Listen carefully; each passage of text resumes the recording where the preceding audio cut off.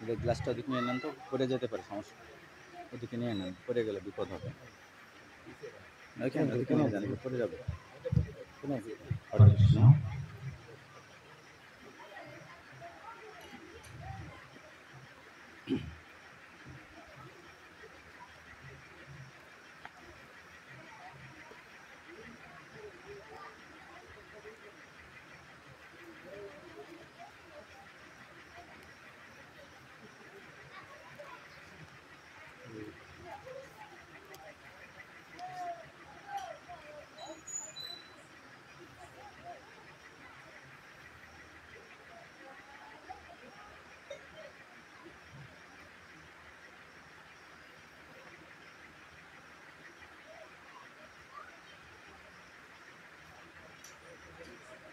হরে কৃষ্ণ। সকল ভক্তবৃন্দের চরণে আমার সদস্য বঞ্চকল্প পবিত্র পতিতান পাবনেভ্যো বৈষ্ণবেভ্যো নমো নমঃ। হরে কৃষ্ণ। চতুষ্ষী ধ্রুবো মৃত্যু ধ্রুবং জন্ম মৃতস্য চ তস্মাদ অপরিহার্য অর্থ নদ্বাং শাসিতুমর্হসি। একইভাবে ভাগবতমে বলা হয়েছে, এটা বাহন সংখ্যজগাভ্যাম স্বধর্ম পরিনিষ্ঠায় জন্মলাভ পরপুংসাম অন্তে নারায়ণ স্মৃতি। অর্থাৎ প্রথম শ্লোকটি উচ্চারণ করেছি গীতা থেকে এবং দ্বিতীয় শ্লোকটি উচ্চারণ করেছি শ্রীমদ্ ভাগবত গ্রন্থ থেকে।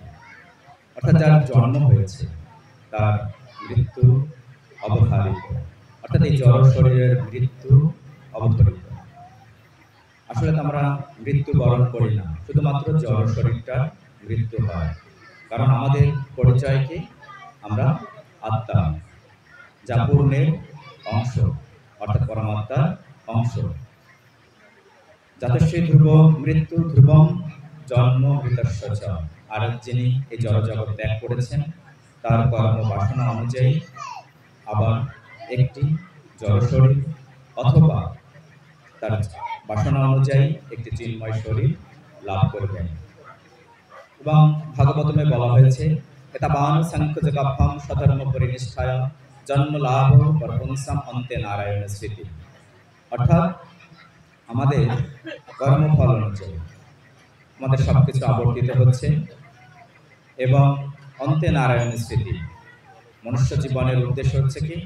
অন্তে নারায়ণকে স্মরণ করে যদি জড়দেহ ত্যাগ করি তাহলে আমরা আমাদের নিত্য আলয় ভগবানের সেই চিন্ময় ধামে আমাদের স্থান প্রাপ্ত হবে।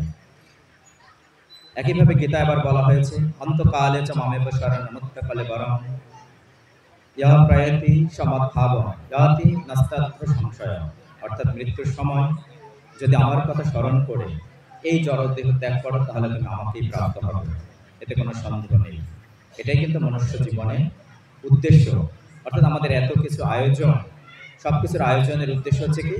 মৃত্যুর সময় আমরা যেন ভগবানকে স্মরণ করে এই জড়দেহ ত্যাগ করতে পারি। এটাই হচ্ছে আমাদের সবকিছুর, এই মনুষ্য জীবনের সমস্ত আয়োজন বা আমাদের পরীক্ষা হচ্ছে মৃত্যু। অর্থাৎ আমরা এই সাধু সঙ্গ করছি, আমরা ধর্ম আচরণ করছি, সবকিছুর পরীক্ষা হচ্ছে মৃত্যুর সময়।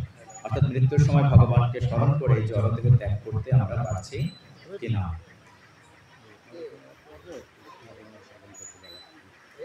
ইয়াম ইয়াম বাপি শরণ ভাবম তজতন্তে কলবরম তম তমে বৈতি পন্তে সদা তৎ ভাব ভাবিত। অর্থাৎ বলা হয়েছে কি যে অন্তকালে অর্থাৎ মৃত্যুর সময় যদি ভগবানকে স্মরণ করে জড়দেহ ত্যাগ করি তাহলে আমরা ভগবানকে লাভ করব। আর যদি ভগবানকে স্মরণ করে জড়দেহ ত্যাগ করতে না পারি তাহলে কি হবে? জম জম বাপি বা ইয়াম ইয়াম বাপি শরণ ভাবম তজতন্তে কলবরম তম তমে বৈতি পন্তে সদা তৎ ভাব ভাবিত। অর্থাৎ মৃত্যুর সময় আমরা যে ভাব নিয়ে আমরা জড়দেহ ত্যাগ করব আমরা তেমনি একটি জড় শরীর লাভ করব, যেমন ভরত মহারাজ। তাই আবার বলা আছে গীতায় বাসাংসি জীর্ণানি যথা বিহায় নবানি গৃহ্ণাতি নরপ্রাণী তথা শরীরানি বিহায় জীর্ণানি অন্যানি সংজাতি নবানি দেহি। অর্থাৎ যখন এই জড় শরীরটা বসবাসে অযোগ্য হয়ে যায় আমাদের, তখন আমরা কি করি? এই জড়দেহটা ত্যাগ করে থাকি। যেমন করে আমাদের বস্ত্র পুরনো হয়ে গেলে আমরা নতুন বস্ত্র ধারণ করে থাকি।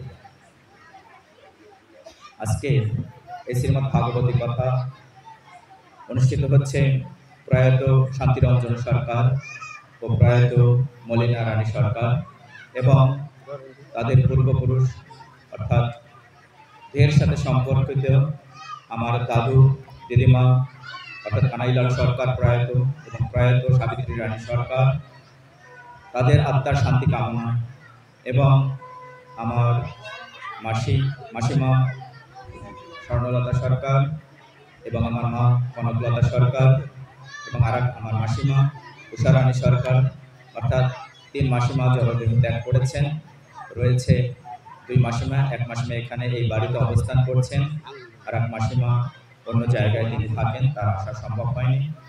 এবং আরেকজন জীবিত রয়েছেন আমাদের ছোট মামা, তারা অর্থাৎ 5 বোন 2 ভাই 3 জন জীবিত রয়েছে।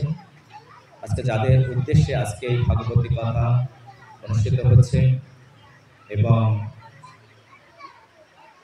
মহানাম সংকীর্তন অনুষ্ঠিত হবে, তাদের সকলের মঙ্গল কামনা উপস্থিত সকল ভক্তবৃন্দ মিলে একবার আমরা হরিনাম করি। হরে কৃষ্ণ কৃষ্ণ কৃষ্ণ হরে হরে, হরে রাম রাম রাম হরে হরে, হরে কৃষ্ণ। ভাগবত পাঠের শুরুতে মঙ্গলাচরণ আমরা সবাই হাত জোড় করি।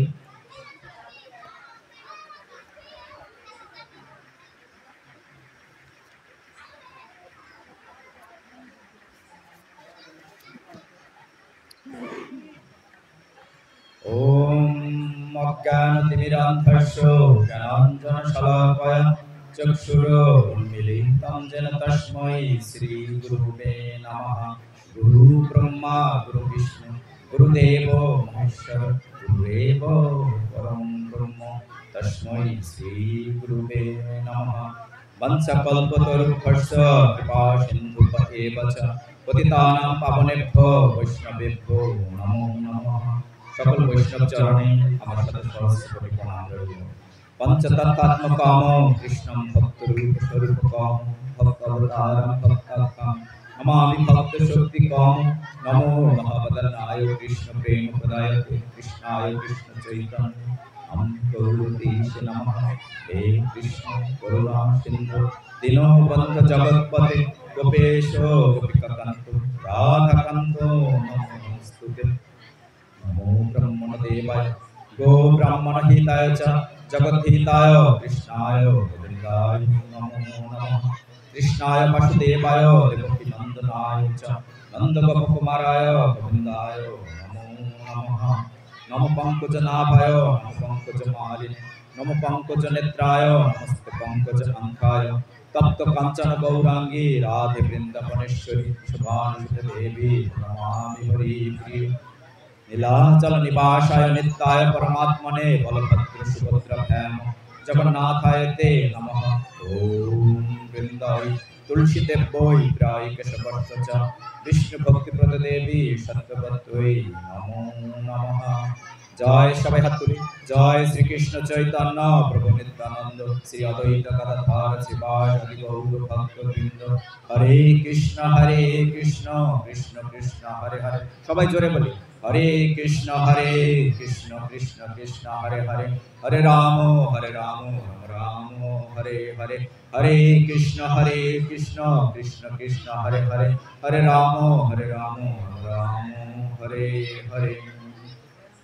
নারায়ণং নমস্কৃত্য নরং চৈব নরোত্তমং দেবীং সরস্বতীং ব্যাসাং ততো জয়মুদীরয়তু। নষ্টপ্রায়েষু অভদ্রেষু নিত্যং ভাগবত সেবায়া ভগবতী উত্তম শ্লোকে ভক্তির্ভাবতী নশ্চিকি। অর্থাৎ আমাদের হৃদয়ের সমস্ত খারাপ গুণগুলো নষ্ট হয়ে যাক। কিভাবে নষ্ট হবে? আমরা যদি ব্যক্তি ভাগবতম এবং গ্রন্থ ভাগবতমের চরণে আশ্রয় গ্রহণ করতে পারি।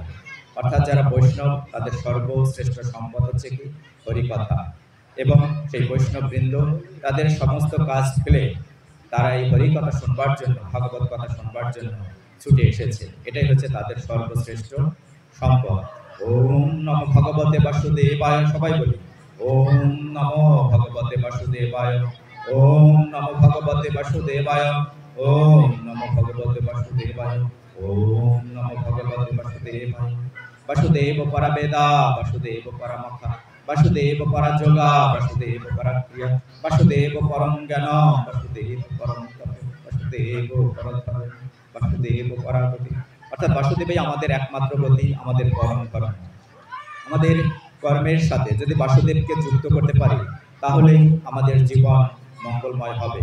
অন্যথায় আমরা যত জড় ঐশ্বর্য লাভ করি না কেন, আমাদের জীবন মঙ্গলময় হবে না। সেক্ষেত্রে আমরা ক্ষণিকের হয়তো আমরা আনন্দ লাভ করতে পারি, কিন্তু আমাদের মনুষ্য জীবনের উদ্দেশ্য হচ্ছে কি? যে বাসুদেবকে যুক্ত করা আমাদের কর্মের সাথে। বলা হয়েছে কি? আহার নিদ্রা ভয়মৈথ্যে নাম সামান্যম এ তৎপশুবির্নরণ তেষাম অধিক বিশেষ গুণ ধর্মেণ হীন পশুটি সম। অর্থাৎ ধর্ম বিনা আমরা একটি পশুর সমতুল্য। তাই আমাদেরকে কি করতে বলা হয়েছে? ধর্ম আচরণ করতে বলা হয়েছে। এবং এই মনুষ্য জীবনেই সম্ভব যে পরমেশ্বর ভগবান শ্রীকৃষ্ণ আমার হৃদয়ে বিরাজমান, সকলের হৃদয়ে বিরাজমান, ক্ষীরোদকশায়ী বিষ্ণু রূপে পরমাত্মা রূপে বিরাজমান। সেই পূর্ণের অংশ আমরা হচ্ছে কি? আত্মা। অর্থাৎ আমাদের আত্মার উচিত কি? সেই পূর্ণের সেবা করা। ওম পূর্ণম আদ পূর্ণম এদাম পূর্ণস্য পূর্ণম আদায় পূর্ণম এব অবশিষ্যতে। অর্থাৎ পূর্ণের অংশ আমরা সেই পূর্ণের অংশ হয়ে আমাদের উচিত আমাদের পরমেশ্বর ভগবান শ্রীকৃষ্ণের একজন দাস রূপে তার সেবায় নিয়োজিত থাকা। মুকাম করতি বাচালাম পঙ্গুম লঙ্ঘয়তি গিরিম ইয়াৎ কৃপতমহং বন্দে পরমানন্দ মাধবম। অর্থাৎ মুকাম করতি বাচালাম, একমাত্র পরমেশ্বর ভগবান শ্রীকৃষ্ণের কৃপায় যে মুখ অর্থাৎ কথা বলতে পারে না সেও কথা বলতে পারে। মুকাম করতি বাচালাম পঙ্গুম লঙ্ঘয়তি গিরিম, অর্থাৎ যিনি পঙ্গু সে কি করতে পারে? এই গিরি লঙ্ঘন করতে পারে। দেখেন পরমেশ্বর ভগবান শ্রীকৃষ্ণের কৃপায় কুব্জা, অর্থাৎ কুব্জা যখন পরমেশ্বর ভগবান শ্রীকৃষ্ণ মথুরায় গমন করলো, কুব্জাকে কি করলো? তিনি যুবতীতে পরিণত করে দিল। শুধুমাত্র তার এখানে হাত দিয়ে তার টান দেওয়ার দেশে কি হয়ে গেল? যুবতীতে পরিণত হয়ে গেল। তাই বলা হয়েছে মুকাম করতি বাচালাম পঙ্গুম লঙ্ঘয়তি গিরিম ইয়াৎ কৃপতমহং বন্দে পরমানন্দ মাধবম। অর্থাৎ পরম আনন্দ স্বরূপ হচ্ছে কি? এই পরমেশ্বর ভগবান শ্রীকৃষ্ণ। এবং আমরা তখনই আনন্দ লাভ করতে পারবো যখন আমরা এর মাহাত্ম্য জানবো, যখন এর প্রতি শ্রদ্ধা থাকবে। যদি প্রকৃত শ্রদ্ধা থাকে তাহলে আমাদের কি হবে? পরমেশ্বর ভগবান শ্রীকৃষ্ণের প্রতি আমাদের প্রেম তৈরি হবে। কারণ শুধুমাত্র পরমেশ্বর ভগবান শ্রীকৃষ্ণের প্রতিই আমাদের প্রেম হয়, অন্য কার প্রতি প্রেম থাকে না। সেখানে থাকে শুধুমাত্র আসক্তি, লেনদেন, হিসাব নিকাশ থাকে। ভাগবত বন্দনে বলা হয়েছে পাদৌ যদিও প্রথম দ্বিতীয় তৃতীয় দুর্যৌ প্রতীত জাদু নাভিস তথা পঞ্চম এব ষষ্ঠ ভুজান্তরম দুর্যকলম তথা নো কণ্ঠস্থ রাজন নব যদিও মুখারবিন্দম দশম প্রফুল্লম একাদশ ইয়াশ্চ ললাটপট্টম শিরো অপি তুলাদশ এব ভাতি কমাদিদেবাম করুণানিধানম তমালো বর্ণম সুধীত অবতারম অপার সংসার সমুদ্র সেতুম ভজামহে ভাগবত স্বরূপম। অর্থাৎ এই অপার সংসার সমুদ্র যদি পার হতে চাই, কারণ আমরা সমুদ্রে রয়েছি। জড়জগৎ হচ্ছে কি? প্রহ্লাদ মহারাজ কি বলেছেন? এই জড়জগৎকে একটি সর্বে পরিপূর্ণ একটি কূপের সাথে তুলনা করেছেন। তাই এই এই অপার সংসার সমুদ্র আমরা যদি পার হতে চাই, তাহলে এই ভাগবতমের আশ্রয় গ্রহণ করতে হবে। কারণ ভাগবতমের মাধ্যমেই আমরা জানতে পারবো এই মনুষ্য জীবনের উদ্দেশ্য কি। এই মনুষ্য জীবনের শুধুমাত্র কি আমি আহার, নিদ্রা, ভয়, মৈথুন এই 4টি কর্ম পশু যা করে থাকে আমিও এই 4টি কর্মই করব, না আমার দ্বারা আরো অন্য কোনো কর্ম করতে হবে। অর্থাৎ আহার কি, একটি পশু আহার করে থাকে, আমরাও আহার করে থাকি, কিন্তু আমরা একটু উন্নতভাবে আহার করে থাকি। একটি পশুও নিদ্রা যায়, আমরাও নিদ্রা যাই, কিন্তু একটি পশু আমাদের চাইতে, মানুষের চাইতে ভালো নিদ্রা যায়। কারণ একটি পশু যে কোনো জায়গায় নিদ্রা যেতে পারে, তাকে ঘুমানোর জন্য তাকে ঔষধ খাবার প্রয়োজন নেই। যাদের অর্থ বেশি রয়েছে, ঐশ্বর্য বেশি রয়েছে, সেই ঐশ্বর্য রক্ষা করবার জন্য তাদের আর ঘুম আসে না, তাদেরকে কি খেতে হয়, ঔষধ খেতে হয়, ডাক্তারের কাছে যেতে হয়। আহার, নিদ্রা, ভয়, অর্থাৎ আমরা আমাদের আত্মরক্ষা করবার জন্য আমরা কত অর্থ ব্যয় করে থাকি। দেখা যায় একটি দেশের বাজেটের বেশিরভাগ অংশই ব্যয় করা হয় কি তাদের আত্মরক্ষা করবার জন্য, দেশের প্রতিরক্ষার ক্ষেত্রেই বেশি অর্থ ব্যয় করা হয়ে থাকে। কিন্তু একটি পশু, তাকে আত্মরক্ষার সমস্ত কিছু দেয়া হয়েছে, কিন্তু আমরা একজন মানুষের আমরা সব কিছু আত্মরক্ষা করতে পারি না। ভয়, মৈথুন অংশ, একটি পশু কি করে, সন্তান উৎপাদন করে থাকে, মানুষের সন্তান উৎপাদন করে থাকে। তাই আমাদের কি করতে হবে, এই মনুষ্য জীবনের উদ্দেশ্য আমরা বুঝতে পারবো কিভাবে, এই ভাগবতমের মাধ্যমে, এই সাধুসঙ্গের মাধ্যমেই আমরা বুঝতে পারবো মনুষ্য জীবনের উপযোগিতাটা কি, মনুষ্য জীবনের উদ্দেশ্যটা কি, সেটা আমরা উপলব্ধি করতে পারবো। অন্যথায় আমরা কখনোই উপলব্ধি করতে পারবো না। এবং সেটা আমরা কখন জানতে পারবো, ভারত ভূমিতে হইল মনুষ্য জন্ম, যার জন্ম সার্থক করি পর উপকার। কি সেই পর উপকার? পর উপকার কি? সেটা হচ্ছে কি, যারে দেখো তারে কও কৃষ্ণ উপদেশ। অর্থাৎ তুমি যাকে দেখো তাকেই তুমি কৃষ্ণ উপদেশ দাও। কি সেই উপদেশ? বল কৃষ্ণ, ভজ কৃষ্ণ, কর কৃষ্ণ শিক্ষা। এই 3টি উপদেশ প্রদান করো। বল কৃষ্ণ অর্থাৎ হরিনাম করো, যে হরিনামের আয়োজন করা হয়েছে, নাম সংকীর্তনের, যা কলিযুগের যুগ ধর্ম। হরের নাম, হরের নাম, হরের নামৈব কেবলম, কলৌ নাস্তেইব নাস্তেইব গতির অন্যথা, যে হরিনামের আয়োজন করা হয়েছে। আর কি? বল কৃষ্ণ, ভজ কৃষ্ণ অর্থাৎ জগন্নাথের সেবা করো, দারু কর্মের সেবা করো, বিগ্রহের সেবা করো। অর্থাৎ একজন ভক্ত তিনি কি করেন, তিনি সরাসরি ভগবানের সেবায় নিজেকে নিয়োজিত রাখেন, অর্থাৎ তিনি আনন্দ লাভ করে থাকেন। এবং কেউ নিরাকার উপাসনা করে থাকেন, অর্থাৎ যিনি নিরাকার উপাসনা করে, অর্থাৎ ব্রহ্মের উপাসনা করে থাকেন, সেটা অত্যন্ত কষ্টকর, যা গীতায় আলোচনা করা হয়েছে। পরমেত্মেতি অর্থাৎ যোগীরা কি পরমাত্মার উপাসনা করে থাকেন, ব্রহ্মেতি পরমাত্মেতি ভগবানেতি অর্থাৎ ভগবানের সেবা করে থাকে কি একজন শুদ্ধ ভক্ত। তাই আমরা 3 ভাবে ভগবানকে উপলব্ধি করতে পারি, নিরাকার ব্রহ্মের উপাসনার মাধ্যমে এবং পরমাত্মার মাধ্যমে, এবং আরেকটি হচ্ছে কি, যে ভগবানের সরাসরি সেবার মাধ্যমে আমরা ভগবানকে উপলব্ধি করতে পারি। তাহলে আমরা প্রকৃত আনন্দ লাভ করব। বলা হয়েছে কি, যে আমরা অপার সংসার সমুদ্র থেকে যদি পার হতে চাই, তাহলে আমাদের এই ভাগবতমের আশ্রয় গ্রহণ করতে হবে। তাহলে আমাদের হৃদয়ের অজ্ঞানতা দূর হয়ে যাবে। তখন আমরা উপলব্ধি করতে পারবো আসলে মনুষ্য জীবনের উদ্দেশ্যটা কি। অন্যথায় কি, আমরা সব সময় ছুটে বেড়াবো অর্থের পিছনে, আমরা সব সময় আমাদের ইন্দ্রিয় তর্পণে ব্যস্ত থাকবো। সমস্ত পৃথিবী জুড়ে আজকে অশান্ত কেন? কারণ আমরা ইন্দ্রিয় তর্পণে ব্যস্ত রয়েছি।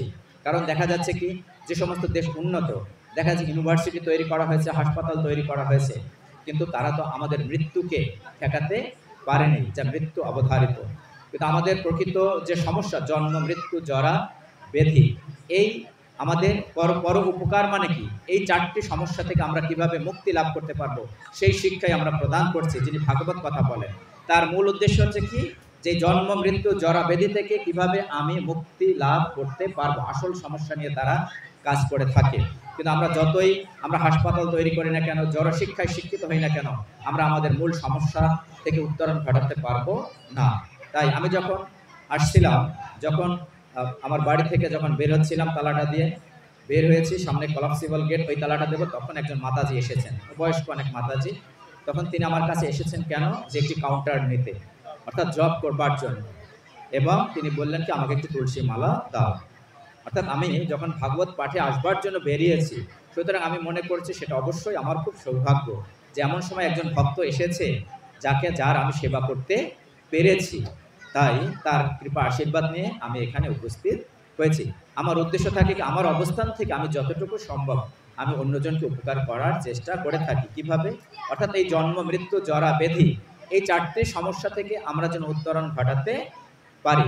আমি হয়তো কাউকে যদি 500 টাকা দিই বা 1000 টাকা দিই, সে হয়তো সাময়িকভাবে কি তার লাভবান হবে, কিন্তু প্রকৃত লাভবান হবে কি, তাকে একটি কাউন্টার দেওয়া হলো, তার মূল্য হয়তো 50 টাকা, কিন্তু তার মাধ্যমে কি সে জন্ম মৃত্যু জরা ব্যাধি থেকে সে মুক্তি লাভ করতে পারবে। অর্থাৎ এর মাধ্যমে সে মৃত্যুর মাধ্যমে সে প্রতিনিয়ত যদি হরিনাম করে থাকে, হরে কৃষ্ণ মহামন্ত্র যদি জপ করে থাকে, তাহলে সেই 50 টাকার কাউন্টারের বিনিময়ে সে মৃত্যুর সময় পরমেশ্বর ভগবান শ্রীকৃষ্ণের কথা স্মরণ করে এই জড়দেহ ত্যাগ করতে পারবে। তাহলে তাকে আর জন্ম মৃত্যু এই চক্রে আবর্তিত হতে হবে না। তার সে অর্থাৎ পাপ কর্মের ফলে তাকে নিম্নলোকে গমন করতে হবে না, পুণ্য কর্মের ফলে তাকে স্বর্গলোকে গমন করতে হবে না। যে স্বর্গলোকে গমন করলে ক্ষীণে পুণ্য মর্তলোকম বিশন্তি, আবার এই মর্তলোকে তাকে ফিরে আসতে হবে। তাই আমাদের উচিত কি, যে সেই 50 টাকার একটি কাউন্টারের বিনিময়ে তাকে সেই জন্ম মৃত্যুর জরা ব্যাধি থেকে সে মুক্তি পেতে পারে। তাই আমরা আমাদের অবস্থান থেকে সকলের উচিত আমরা যেন সবাই ভক্তি পথে আসতে পারি। যখন আমি এখানে পাঠে আসলাম, একটু পূর্বে আমার ছোট বোন মামাতো বোন পুরবীর বাড়িতে গেলাম, তখন দেখলাম তার ফ্লোরটা কি টাইলস করা, সুন্দর টাইলস করা। একটি বাড়ির গৃহ, কোনো বাড়ির তার তার কি মেঝেটা কি হতে পারে, মাটির তৈরি হতে পারে। আবার কারোর যদি টাকা থাকে সে কি করে, সেটাকে একটু প্লাস্টার করতে পারে। কিন্তু তার যদি আরো বেশি টাকা থাকে সে কি করে, টাইলস প্রদান করে। তার যদি আরো বেশি টাকা থাকে তখন সে কি করবে, সে টাইলস ফেলে দিয়ে কি করবে, তখন সে পাথর দিয়ে সেটাকে কি করবে, মেঝেটা তৈরি করবে। কিন্তু সেই সুন্দর বাড়িতে যদি ভগবানের সেবা না হয়, তাহলে তাদেরকে কি বলা হয়, গৃহ মেধি। ভাগবতমে কি বলা হয়েছে, গৃহ মেধি। তাই সেই গৃহে যেন ভগবানের পূজা হয়, সেজন্য একজন প্রকৃত গৃহস্থ হতে পারে, আমাদের বোন যেন একজন প্রকৃত গৃহস্থ হতে পারে, সেই প্রার্থনাই করি ভগবানের কাছে। তাই গৃহস্থ এবং গৃহমেধির পার্থক্যটা হচ্ছে কি, যে গৃহস্থ হচ্ছে যিনি তার কর্মের সাথে ভগবানকে যুক্ত করেন, অর্থাৎ কৃষ্ণ ভাবনাময় হয়ে ওঠেন, তিনি হচ্ছেন প্রকৃত গৃহস্থ। আর গৃহমেধিকে অর্থাৎ যিনি জড় ইন্দ্রিয় তর্পণে ব্যস্ত, অর্থাৎ নিজ ইন্দ্রিয় তৃপ্তিতে সবসময় ব্যস্ত থাকে। নিজ ইন্দ্রিয় তৃপ্তি করলে তাহলে কি হবে, তাহলে সে কর্মবন্ধনে আবদ্ধ হবে, কর্মবন্ধনে আবদ্ধ হবে।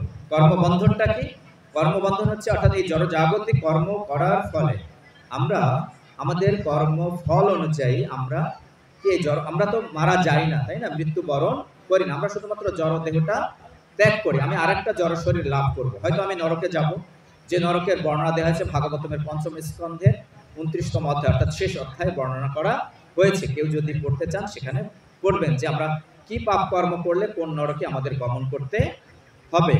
তাই আমি যদি পাপ কর্ম করি তাহলে নরকে যাব, পুণ্য কর্ম করলে স্বর্গলোকে গমন করব, তাই না। তাই আমাদের গৃহস্থ তিনি যিনি কি করবেন, কৃষ্ণ ভাবনাময় হবেন, তিনি হচ্ছেন প্রকৃত গৃহস্থ। আর গৃহমেধি তিনি কি করবেন, একবার তার কর্মের ফলে হয়তো নিম্নলোকে গমন করবেন, আর একবার তার পুণ্য কর্মের ফলে তিনি ঊর্ধ্বলোকে গমন করবেন, অর্থাৎ স্বর্গে গমন করবেন। দুটারই কিন্তু ক্ষয়প্রাপ্ত হয়, অর্থাৎ পুণ্য ক্ষয়প্রাপ্ত হবে, পাপও ক্ষয়প্রাপ্ত হবে। কিন্তু আমরা যদি স্বীকৃতি করে থাকি, আমরা যদি ভগবানের সেবা করে থাকি, আপনারা এই যে আমার অধমের মুখ থেকে আপনারা ভগবানের কথা শ্রবণ করছেন, তাহলে আপনাদের কি অর্জিত হচ্ছে, স্বীকৃতি অর্জিত হচ্ছে।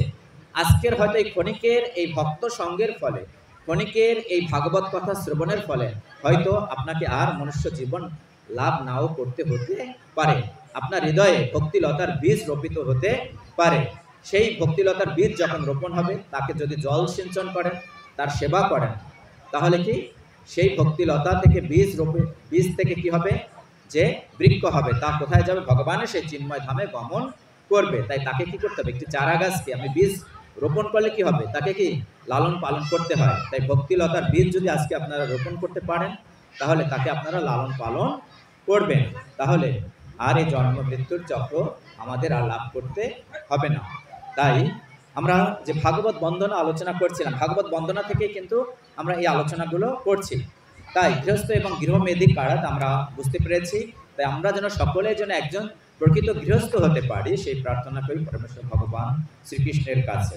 হরে কৃষ্ণ কৃষ্ণ কৃষ্ণ হরে হরে, হরে রাম রাম রাম হরে হরে। হরে কৃষ্ণ। এখানে বলা হয়েছে ভাগবত বন্দনা বলা হয়েছে, কালকে ওই ভাগবত বন্দনা আলোচনা করেছি যে পরমেশ্বর ভাগবতম হচ্ছে কি, ভা হচ্ছে কি ভাস্কর মানে সূর্য, গ মানে গতি, ভাগবত গ মানে বরিষ্ঠ অর্থাৎ সর্বশ্রেষ্ঠ, ভাগবত ত মানে তরণী অর্থাৎ নৌকা, অর্থাৎ এই ভাগবত হচ্ছে আমাদের সূর্যের সাথে তুলনা করা হয়েছে। ভাগবতম হচ্ছে ৩৩৫টি অধ্যায় রয়েছে এবং যেখানে ১৮,০০০ শ্লোক রয়েছে, ১৮,০০০ শ্লোক এবং ১২টি স্কন্ধ বা ১২টি ভাগে বিভক্ত। এই ভাগবত গ্রন্থ ১২টি ভাগে বিভক্ত রয়েছে, ১২টি। এবং এখানে বলা হয়েছে ভাগবত বন্দনায় যে পরমেশ্বর ভগবান শ্রীকৃষ্ণের ২ চরণ হচ্ছে কি, যে ভাগবতমের প্রথম স্কন্ধ এবং দ্বিতীয় স্কন্ধ। তৃতীয় এবং চতুর্থ স্কন্ধ হচ্ছে কি ভগবানের ২ উরু। তারপর পঞ্চম স্কন্ধ হচ্ছে ভগবানের নাভিমূল, ষষ্ঠ স্কন্ধ ভগবানের বক্ষদেশ, সপ্তম এবং অষ্টম স্কন্ধ ভগবানের ২ বাহু, নবম স্কন্ধ ভগবানের কণ্ঠদেশ এবং দশম স্কন্ধ ভগবানের হাস্যোজ্জ্বল মুখমণ্ডল। ভগবানের প্রতিটি অঙ্গই অত্যন্ত সুন্দর, ভগবানের প্রতিটি অঙ্গই হচ্ছে অপরূপ সুন্দর। অর্থাৎ যে অঙ্গের দিকে আমরা তাকাই না কেন আমরা আর চোখ ফিরাতে পারি না। তাই ভগবানের রূপের বর্ণনা করা হয়েছে কোথায়? ভাগবতমে বলা হয়েছে কি, যে সমম প্রশান্ত সুমুখম দীর্ঘ চারু চতুর্ভুজম। সম অর্থাৎ সুন্দর, সমান। তারপর প্রশান্ত অর্থাৎ যা হচ্ছে কি, প্রশান্ত মানে কি, দেখলে হচ্ছে কি ভদ্র, প্রশান্ত। সুমুখম হাস্যোজ্জ্বল, অর্থাৎ পরমেশ্বর ভগবান শ্রীকৃষ্ণের মুখটা কি হাস্যোজ্জ্বল সবসময়। তার প্রতিটি অঙ্গই অত্যন্ত সুন্দর, যে অঙ্গের দিকে আমরা তাকাই না কেন আমরা চোখ ফেরাতে পারবো না। কিন্তু তার সবচাইতে সুন্দর কি অঙ্গ? তার হাসি হচ্ছে সবচাইতে সুন্দর। তা বর্ণনা করা হয়েছে ভাগবতমের দশম স্কন্ধে বর্ণনা করা হয়েছে। দীর্ঘ চারু চতুর্ভুজম সুচারু সুন্দর গৃহম, অর্থাৎ মনোরম সুন্দর গ্রীবম, তার গ্রীব অত্যন্ত সুন্দর। সুকপলম সুস্মিতম সমান কর্ণ, অর্থাৎ তার কর্ণ দুটি সমান বিন্যস্ত। স্ফুরুতম অকলকুণ্ডলম হেমাম্বরম ঘনশ্যামম, তার গাত্র বর্ণ কি শ্যামবর্ণ। শ্রীবৎস শ্রীনিকেতম শঙ্খচক্র গদা পদ্ম বনমালা বিভূষিতম নুপুরই, তার ২ চরণে কি নুপুর পরিহিত। বিলাসত পাদম কৌস্তুভ প্রভয় জুতম দুমত কিরীট কটক কোটিসূত্র অঙ্গত আয়ুতম সর্বাঙ্গ সুন্দর মৃত্য প্রসাদ সুমুখম ঈক্ষণম, অর্থাৎ পরমেশ্বর ভগবান শ্রীকৃষ্ণের এই রূপের বর্ণনা করা হয়েছে ভাগবতমের ১১তম স্কন্ধে ১৪তম অধ্যায়ের ৩৮ থেকে ৪০ নং শ্লোকে। তাই এই দশম স্কন্ধে ৯০টি অধ্যায় রয়েছে, যেখানে পরমেশ্বর ভগবান শ্রীকৃষ্ণের অপ্রাকৃত লীলা কথা বর্ণনা করা হয়েছে। তাই ভগবানের এই ভাগবতমের প্রতিটা শ্লোকেই হচ্ছে কি ভক্তি যোগের কথা বলা হয়েছে। গীতায় কিন্তু বিভিন্ন কিছু আলোচনা করা হয়েছে, অর্থাৎ জ্ঞানযোগের কথা বলা হয়েছে, কর্মযোগের কথা বলা হয়েছে। শেষে কি বলা হয়েছে কি, তুমি সবকিছু বাদ দিয়ে ভক্তি করে থাকো, ভক্তি যোগের কথা। অর্থাৎ গীতার এই 18টি অধ্যায়কে 3টি ভাগে বিভক্ত করা হয়েছে। অর্থাৎ প্রথম 6টি অধ্যায়কে বলা হয় কর্মশতক, শেষের 6টি অধ্যায় অর্থাৎ শেষের 6টি অধ্যায়কে বলা হয়েছে কি জ্ঞান শতক, এবং মাঝখানের 6টি অধ্যায়কে বলা হয়েছে কি ভক্তি শতক। অর্থাৎ ভক্তিটা মাঝখানে রয়েছে। স্যান্ডউইচ আপনারা খেয়েছেন অনেকে, স্যান্ডউইচটা কি মাঝখানে থাকে কি, যেটা সবচাইতে সুস্বাদু অংশটা, একইভাবে এটা স্যান্ডউইচের মতো, অর্থাৎ সুস্বাদু অংশটা মাঝখানে রাখা হয়। এটি নারিকেলের কথা চিন্তা করেন, নারিকেলের ভিতরে রয়েছে কি সুমিষ্ট জল রয়েছে, তাই না? এবং বাইরে কি রয়েছে শক্ত আবরণ রয়েছে, ছোলা রয়েছে, তারপর কি একটি শক্ত আবরণ রয়েছে, তারপর নারকেল, তারপরে কি রয়েছে কি জলটা রয়েছে, সবচাইতে সুমিষ্ট জল রয়েছে।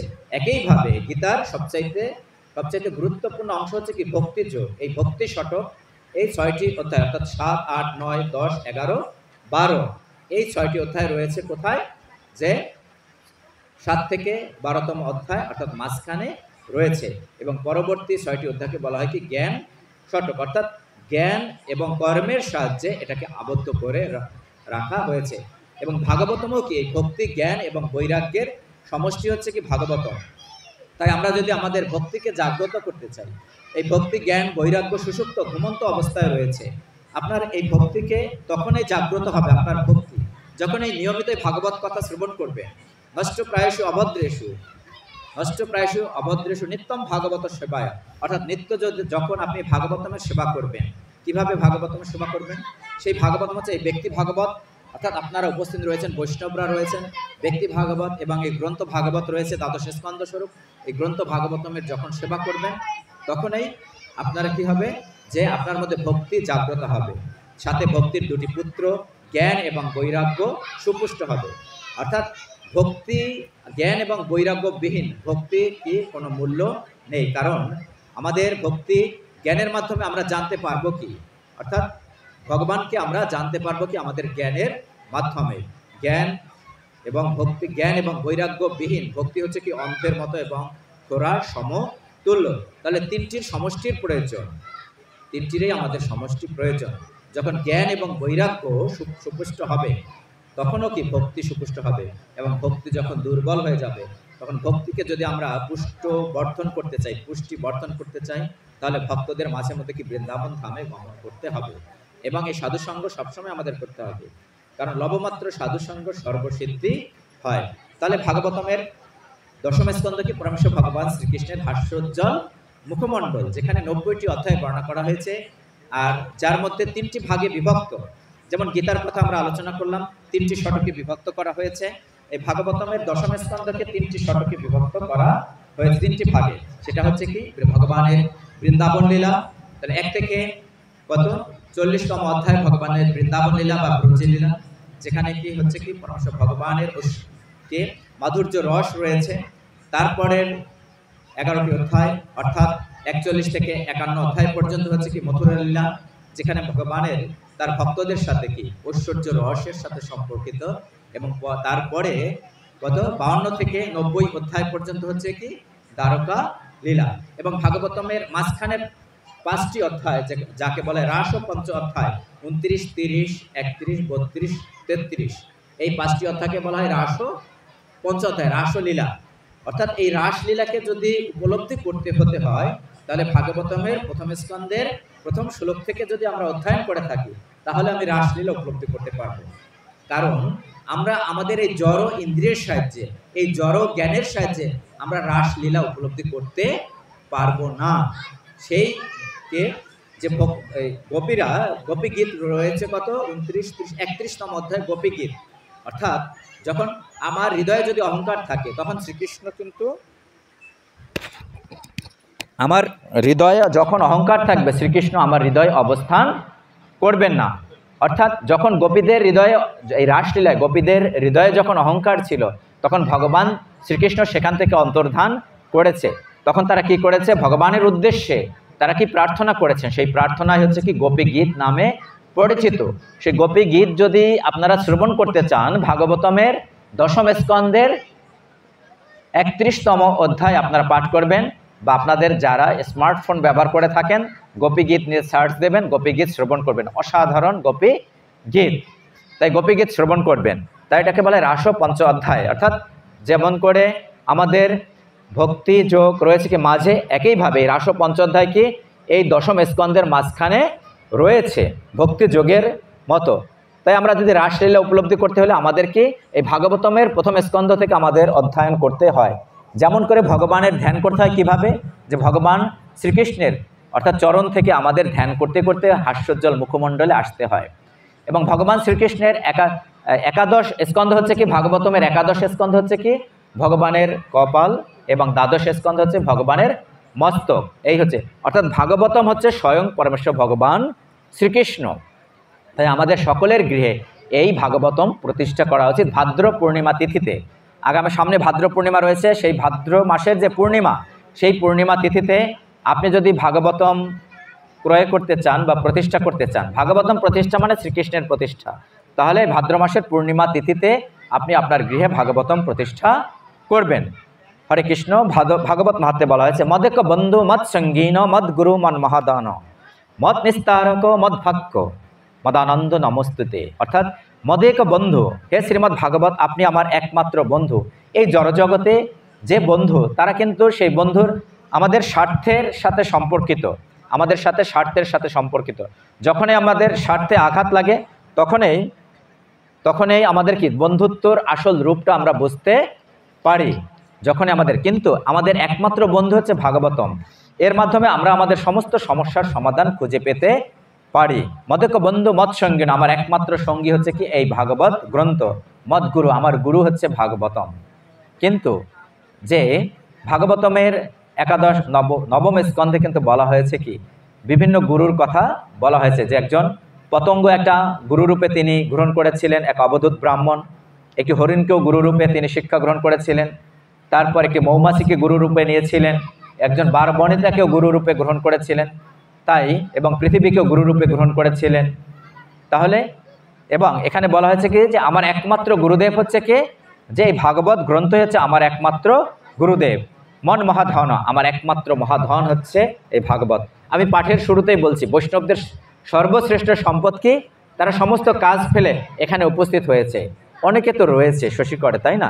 সকলে তো আসবার সুযোগ হয়নি, কারণ যাদের পূর্ব জীবনে হাজার হাজার বছর স্বীকৃতি থাকে তাদেরই কিন্তু এই ভাগবত কথা শুনবার সৌভাগ্য হয়ে থাকে। সকলের কিন্তু ভাগবত কথা শুনবার সৌভাগ্য হয় না। যখন সুখদেব গোস্বামী ভাগবত কথা বলছিলেন গঙ্গা তীরে, হরিদ্বারের গঙ্গা তীরে এই ভাগবত কথা বলছিলেন, তখন দেবতারা এসেছিল কি কলসে করে, কি নিয়ে এসেছিল? কুম্ভে করে তারা কি অমৃত নিয়ে এসেছিল। তখন কাকে? সুখদেব গোস্বামীকে বলছে আপনি অমৃত গ্রহণ করুন, এবং অমৃত গ্রহণ করে আপনি কোথায়?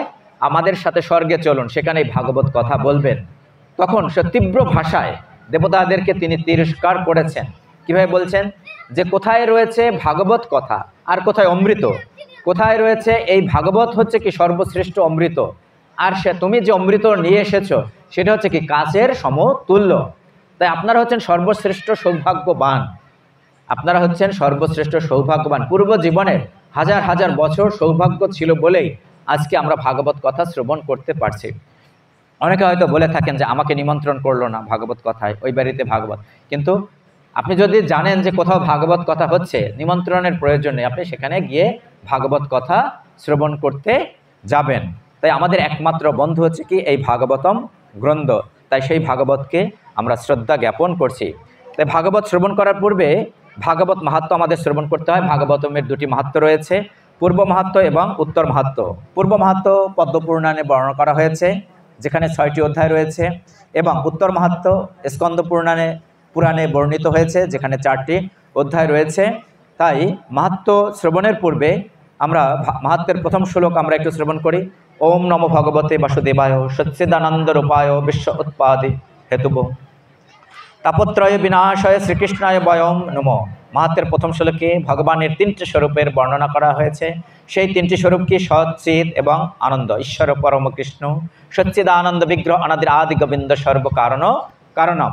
অর্থাৎ এটা কি ব্রহ্মসংহিতায় প্রথম শ্লোকে বলা হয়েছে, ঈশ্বর পরম কৃষ্ণ সচ্চিদানন্দ বিগ্রহ অনাদির আদি গোবিন্দ সর্বকারণ কারণম। একইভাবে পদ্মপুরাণে মাহাত্ম্যের প্রথম শ্লোকে সেই কথা বলা হয়েছে।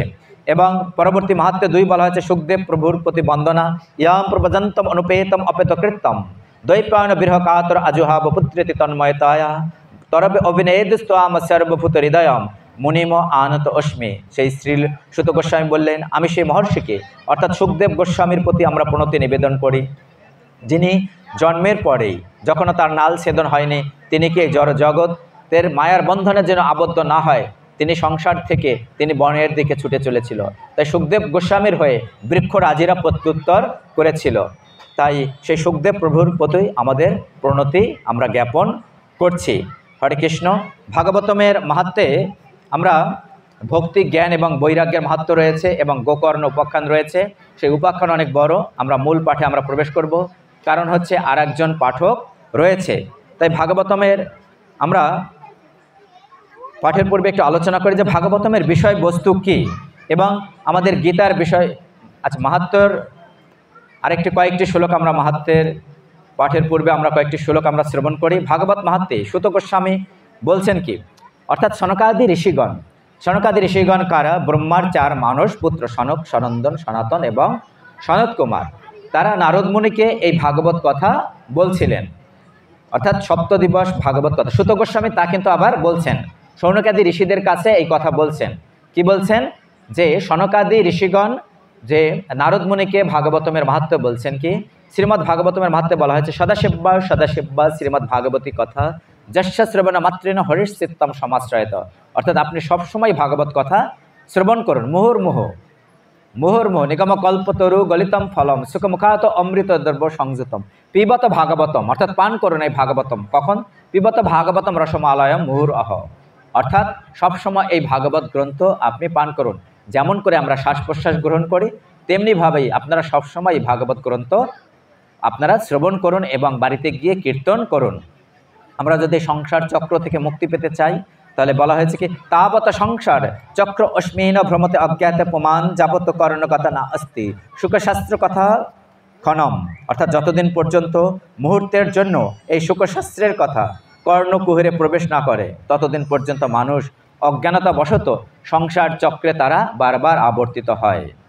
কথা ভাগবতস্য নিত্যম ভবতি যদ্গৃহে তদ্গৃহম তীর্থরূপম হি বসতাম পাপনাশম। যে গৃহে নিত্য ভাগবত পাঠ হয় সেই গৃহ তীর্থের রূপ ধারণ করে। আর আজকে এই গৃহ, এই আঙ্গিনাকে তীর্থের রূপ ধারণ করেছে। নব বৃন্দাবন ধাম এটা তৈরি হয়েছে। তীর্থরূপম হি বসতাম পাপনাশম।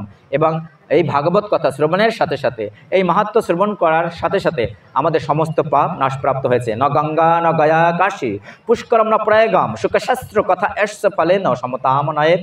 ফলের দৃষ্টিতে গয়া, গঙ্গা, কাশী, পুষ্কর বা প্রয়াগ কোনো তীর্থই এই শুকশাস্ত্র কথা শ্রবণের ফলের সমান হয় না। তাই বলা হয়েছে শ্লোকার্ধম শ্লোকপাদম। যদি সম্ভব হয় একটি মাত্র আপনি শ্লোক বা একটি শ্লোকের অর্ধ আপনি পাঠ করুন, বা নিত্যম ভাগবত উদ্ভবম পটস্য সম্মুখনেইব যদ ইচ্ছসি পরম গতি, তাহলে আপনি পরম গতি আপনার লাভ হবে। তাই প্রতিদিন আপনি ভাগবতমের সেবা করে থাকুন। আপনি কি আপনার কোটি জন্মের সমস্ত পাপ আপনি ভস্মীভূত করতে চান? যস্য ভাগবতম শাস্ত্রম বাচায়েত অর্থত অনিশ্চয়ম জন্মকোটি কৃতম পাপম নশ্যতে না অত্র সংশয়। যে মানুষ অর্থবোধ সদাই শ্রীমদ্ ভাগবত শাস্ত্র পাঠ করে তার কোটি জন্মের পাপ ভস্মীভূত হয়ে যায়, এতে বিন্দুমাত্র সংশয় নেই। হরে কৃষ্ণ ভক্তবৃন্দ, আপনাদের কৃপায় আমি এবছর মানে গত মাসে এই ভাগবত গ্রন্থ শেষ করেছি। কারণ ভাগবত হচ্ছে কি বিশাল এক সমুদ্র, তাই না? জ্ঞানের সমুদ্র, যেখানে 18,000 শ্লোক রয়েছে। যেখানে ভাগবতমের প্রথম সংক্ষিপ্তভাবে আমি শেষ করেছিলাম অমল পুরাণ নামে ভাগবত গ্রন্থ, কিন্তু পরবর্তীতে প্রভুপাদের তাৎপর্যকৃত যে ভাগবত গ্রন্থ ইস্কনের প্রতিষ্ঠাতা প্রভুপাদ এই ভাগবত, যিনি এর প্রতিটি শ্লোকের প্রতিটি শব্দের অর্থ তিনি লিপিবদ্ধ করেছেন, তার অনুবাদ করেছেন এবং প্রতিটি শ্লোকের তাৎপর্য রয়েছে। সেই ভাগবত গ্রন্থ সমাপ্ত করেছি আমি গত মাসে, অর্থাৎ আমি শুরু করেছিলাম 2019 সালে। তাই 2019 থেকে 2025 সাল পর, যেহেতু আমার সবসময় তো সময় হয় না প্রতিদিন একটু একটু করে পাঠ করতে, যেহেতু তাৎপর্য সহ এবং এই ভাগবতমের এরকম 18টি বই রয়েছে। এরকম কয়টি বই? মাত্র 18খানা বই রয়েছে। তাই আপনাদের ভক্তদের কৃপায় তা আমি একবার শেষ করতে পেরেছি। প্রথমে শুধুমাত্র ভাগবতমের যে অর্থাৎ প্রতিটা অধ্যায় সংক্ষেপে বর্ণনা অমল পুরাণে তা শেষ করে প্রতিটা শ্লোক শেষ করেছি। সুতরাং এটা আমার এই মনুষ্য জীবনে যে একবার এই ভাগবতম শেষ করেছি, অর্থাৎ প্রথম অমল পুরাণ সহ 2বার, সেটা আমার জন্য অনেক কৃপালু ভগবান। তাই আমি ভগবানের চরণে আমার শত সহস্র কোটি প্রণতি নিবেদন করছি এবং ভক্তদের চরণে। তাই আমি প্রার্থনা করি এই মনুষ্য জীবনে আমাদের সনাতন ধর্ম, এই গীতা ভাগবতম এত উন্নত শাস্ত্র, উন্নত দর্শন, আমরা যদি সকলের জন্য সবাই এটা পড়তে পারে, সবাই এ থেকে শিক্ষা লাভ করতে পারে। তাই মনুষ্য জীবনে আপনাদের যদি সম্ভব হয়, অন্তত সবার গৃহে কিন্তু গীতা গ্রন্থ রয়েছে, তাই না? সবার গৃহে। এবং যারা বৈষ্ণব তাদের গৃহে কি গীতার কি একটি স্তূপ হয়ে গেছে, তাই না? কিন্তু তাদের গৃহে হয়তো ভাগবতম নেই। তাই যদি সম্ভব হয়, ভাগবত মাহাত্ম্যে বলা হয়েছে যদি সম্ভব হয় আপনার জমি বিক্রি করে হলেও একটি ভাগবত গ্রন্থ সংগ্রহ করুন। অন্তত আপনারা এটি সংগ্রহ করতে না পারলেও অন্তত আপনারা গীতা প্রেস গোরক্ষপুরের ভাগবত গ্রন্থটা সংগ্রহ করুন। সেখানে কি রয়েছে, যে প্রতিটি শ্লোক রয়েছে এবং তার অর্থ রয়েছে, তাহলেও আপনার এই মনুষ্য জীবনটা সার্থক হবে। ভাগবতমের রস হচ্ছে কি যে অপূর্ব রস। এই একবার এই রস যিনি, আমি প্রথমে কিন্তু ভাগবতম শুরু করিনি জীবনে, আমি মনে করি আমার বাবার কৃপায় আমি এই পথে এসেছি। বাবা যখন জড়দেহ ত্যাগ করেন 2010 সালে, তখন আমি প্রতিটা বাবার মৃত্যুর পরে অর্থাৎ জড়দেহ ত্যাগের পরে প্রতিটা একাদশী ছিলাম এবং এখনও থাকার চেষ্টা করি আপনাদের কৃপায়। এবং তখন আমার গৃহে একটি গীতা যথাযথ ছিল, যথাযথ প্রতিদিন পাঠ করতাম, মানে বিশেষ করে একাদশী দিন। তারপর আস্তে আস্তে আমি দেখলাম যে এটা পাঠ করা শেষ হয়নি। 2011 সাল শেষ হয়ে গেল। তারপর আমাদের গ্রামে শশীকরে কি হয়, কীর্তন হয়, শীতের সময় কীর্তন হয়। তখন ছোট্ট একটা গীতা গ্রন্থ কিনলাম, সেই গীতা গ্রন্থটা 2 দিনে শেষ করলাম। তখন দেখলাম যে গীতাটা কত অপূর্ব আমাদের। তারপর বড় গীতাটা শেষ করলাম। এরপর কি আস্তে আস্তে কি ভাগবতমে প্রবেশ করলাম। যে ইস্কনে গেলাম, ইস্কনে গিয়ে একজন প্রভু বলল কি আমরা ভাগবতম তো বুঝতাম না, তাই না? গীতা এবং ভাগবত বলতে শ্রীমদ্ ভাগবত। অনেকে দেখবেন যে তারা গীতা বলছে কি শ্রীমদ্ ভাগবত, তাই না? এই দুটার পার্থক্য আমরা জানি না। তখন সেখানে গিয়ে ভাগবত গ্রন্থ আমাকে ধরিয়ে দেয় অমল পুরাণ সংগ্রহ করলাম, অর্থাৎ ভাগবত গ্রন্থ, তা পাঠ করলাম। সেখানে একটি পরে এক প্রভু আমাকে কি দিল, সেই গীতার লেকচার, ভাগবতমের কয়েকটি অডিও লেকচার আমাকে দিল, সেটা শ্রবণ করলাম। আস্তে আস্তে এভাবে শ্রবণ করতে করতে, এবং যখন করোনা আমার জন্য একটি আশীর্বাদ হয়ে এসেছিল, কারণ করোনার সময় আমি প্রতিদিন প্রথমে আমার যার কৃপায় আমি এই ভাগবত আমি পাঠ পড়তে শিখেছি যতটুকু সম্ভব, তিনি হচ্ছেন ভক্তি বিজয় ভাগবত স্বামী মহারাজ। তার রাতুল চরণে আমার শত সহস্র কোটি প্রণাম রইল, কারণ করোনার সময় তিনি প্রতিদিন ভাগবত পাঠ দিতেন এবং এখনও তিনি দিয়ে যাচ্ছেন। তখন আমি সেই পাঠ আমি শ্রবণ করতাম আর লিপিবদ্ধ করে রেখেছি। সেটা শুনেই আমি আস্তে আস্তে এই ভাগবত পাঠে কিভাবে করতে হয় সেটা শিখতে পেরেছি। সেটাই তাই যে করোনা আমার জন্য একটি আশীর্বাদ হয়ে এসেছিল, আমাকে আজকে এই ভাগবত পাঠকে পরিণত করেছে করোনা। তাই অর্থাৎ তাহলে দেখা যায় কি, সমস্ত খারাপ কিছুর একটি ভালো দিক রয়েছে, সে ভালো দিকটাকে আমাদেরকে খুঁজে বের করতে হবে। তাই বলা হয়েছে শ্লোকার্ধম শ্লোক পাদম বা পঠেত ভাগবতম, অর্থাৎ একটি শ্লোক হোক বা তার অর্ধেক হোক আপনি প্রতিদিন পাঠ করুন। উক্ত ভাগবতম নিত্যম কৃতম চ হরিচিন্তনম তুলসী পোষণম চৈব ধেনু নাম সেবনম সমম। নিত্য ভাগবত পাঠ, শ্রীহরির ধ্যান, তুলসী বৃক্ষে জল সিঞ্চন, গোসেবা, এই চারটি কর্ম সমফলদায়ক। অন্তিম সময়ে ভাগবতমের শ্লোক শ্রবণের ফল কি হয়, অর্থাৎ মৃত্যুর সময় যদি ভাগবতমের শ্লোক শ্রবণ করতে পারি তাহলে তার কি ফল হয়। অন্তকালে তো জেনেইবা শ্রীয়তে শুকশাস্ত্র বাক প্রীত্যতস্যৈব বৈকুণ্ঠম গোবিন্দ অপি প্রযচ্ছতি। জীবের অন্তিম সময় যে ভাগবতমের শ্লোক শ্রবণ করে, ভগবান তার উপর প্রসন্ন হয়ে তাকে বৈকুণ্ঠ লোকে স্থান প্রাপ্ত হয়। বৈকুণ্ঠ মানে কি, যেখানে কোনো কুণ্ঠা নেই আমাদের, অর্থাৎ এই জড়জগতের বাইরে চিন্ময় জগৎ যেখানে নারায়ণ বিরাজমান। দেখেন এই বৈকুণ্ঠ লোক এবং গোলক বৃন্দাবন ধামের পার্থক্য কি রয়েছে, বৈকুণ্ঠ লোক এবং গোলক বৃন্দাবন ধামের পার্থক্য কি। যারা বৈষ্ণব রয়েছেন আপনারা অবশ্যই অজামিলের কথা শ্রবণ করেছেন, তাই না? অজামিলের কাহিনী শ্রবণ করেছেন না? অজামিল কি, অজামিল কিন্তু একজন ব্রাহ্মণ ছিল, সৎ ব্রাহ্মণ ছিল, কিন্তু একবার তিনি একজন বার বনিতাকে দর্শন করে তার প্রতি আকৃষ্ট হয়ে যায়। তারপর সেই বার বনিতাকে সে বিবাহ করে এবং তার গর্ভে 10টি সন্তান উৎপাদন হয় এবং তার ছোট সন্তানটার নাম কি ছিল? নারায়ণ।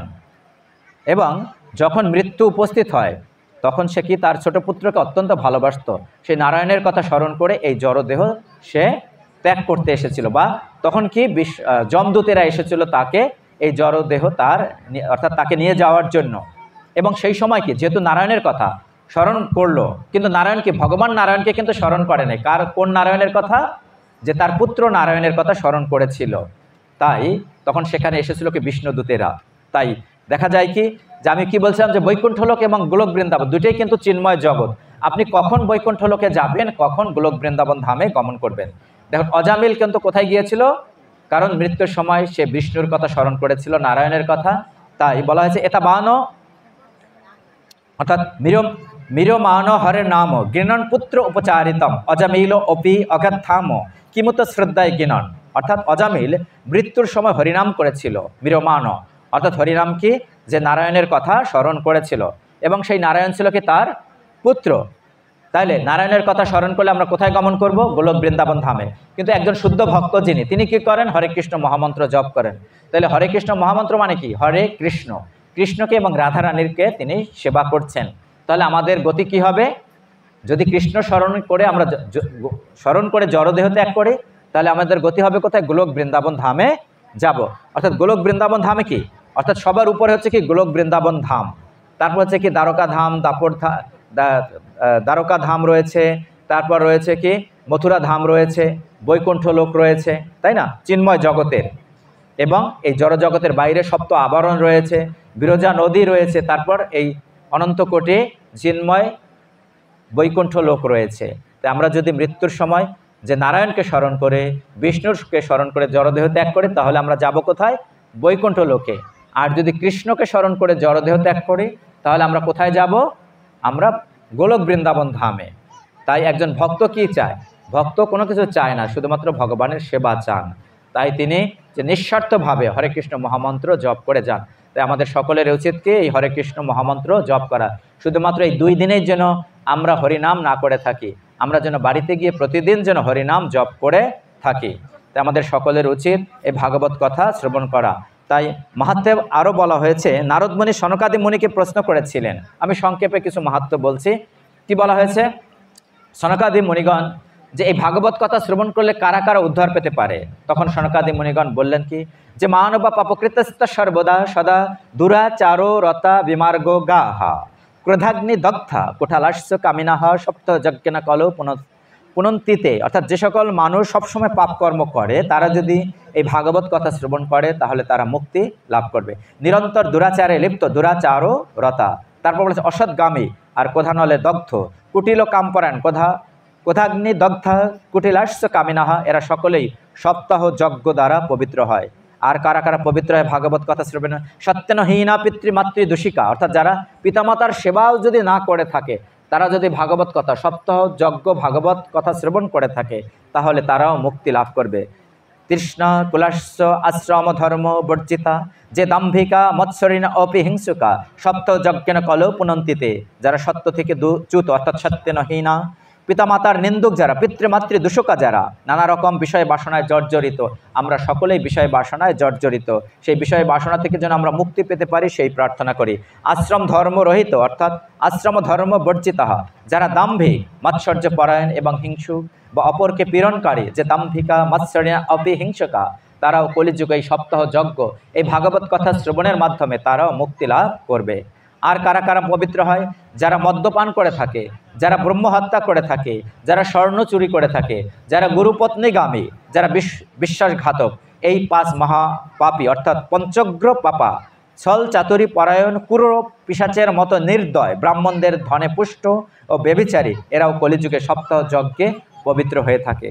তাই আমাদের যদি সম্ভব হয় সপ্তাহ যজ্ঞ দেবার জন্য, কারণ সপ্তাহ যজ্ঞ হচ্ছে কি, কেউ যদি মুক্তি লাভ না করে থাকে তাহলে তিনি এই ভাগবত সপ্তাহ যজ্ঞের মাধ্যমে তিনি মুক্তি লাভ করে থাকেন। এখানে দেখেন, এখানে 3 দিন ভাগবত কথা হচ্ছে, 2 দিন হরিনাম হচ্ছে, 3 আর 2 5 দিন, 1 দিন লীলা কীর্তন 6 দিন। কিন্তু যদি সপ্তাহ যজ্ঞের আয়োজন করে থাকে তাহলেও যাদের উদ্দেশ্যে এই ভাগবত কথা হচ্ছে তারাও মুক্তি লাভ করবে। যেমন করে কি ধুন্ধুকারী মুক্তি পেয়েছিল, ধুন্ধুকারীর উদ্দেশ্যে, তার উদ্দেশ্যে কি দেওয়া হয়েছিল, যে পিণ্ডদান করা হয়েছিল, কিন্তু শতপিণ্ড দানেও সে মুক্তি প্রাপ্ত হয়নি, শুধুমাত্র ভাগবত কথার মাধ্যমেই তিনি মুক্তি পেয়েছিল। তাই আমাদের সকলের উচিত কি, এই মনুষ্য জীবনে আমাদের জীবনটাকে যেন আমরা সার্থক করতে পারি, তাই আমাদের এই সবসময় ভাগবত কথা আমরা শ্রবণ করতে পারি, তাহলে তাই হচ্ছে পরম সত্যম ধীমহি, তাই হচ্ছে আমাদের পরম সত্য।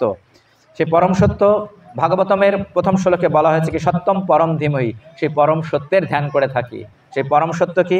ওম নমো ভগবতে বাসুদেবায়। সবাই আমরা ভাগবতম আপনারা শ্রবণ করতে আসছেন, আপনারা আমরাও একটু সকলে মিলে একটু পাঠ করে থাকি, কারণ একজন হরিনাম করলে যে পুণ্য ফল হবে, একসাথে ভক্ত সঙ্গে মিলে যদি আমরা হরিনাম করে থাকি, ভক্ত সঙ্গে মিলে যদি ভাগবতমের শ্লোক উচ্চারণ করে থাকি, তাহলে তার 1000 গুণ ফল লাভ হবে। তাই আমরা শ্রবণ করব, আমরা পাঠ করব, বাড়িতে গিয়ে কীর্তনও করবেন হরিনামের কথা।